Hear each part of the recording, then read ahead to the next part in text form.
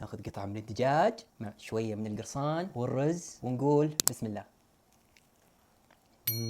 لذيذة. وصفتنا اليوم من المنطقة الوسطى، الكبسة الحايلية، من الكبسات اللذيذة المعروفة عند أهل الحايل. نحمس البصل مع الزيت لين يذبل، نضع معجون الطماطم وعصير الطماطم، البهارات المشكلة، إصرار حايل، الليمون الأسود، الملح، ونحمسهم، ونضيف الدجاج، ونضيف الموية، ونغطي عليه لين يستوي الدجاج. وبعد ما استوى الدجاج راح نحطه بصينية ونحمره بالفرن، وبنفس المرق راح نطبخ شلوق تقريبا 10 دقائق لين تستوي. وبعد ما استوت الشلوق راح نشيلها، وراح اخذ شوي من المرق وراح اشرب القرصان، وباقي المرق راح اضيف الرز وارفع النار الين ينشف المرق. وبعد ما نشف معنا الرز اضيف الكشنه عباره عن بصل وزبيب والذرور، واهم شيء الفلفل الحار. اغطي عليه واتركه 20 دقيقه على نار هاديه الين يستوي الرز.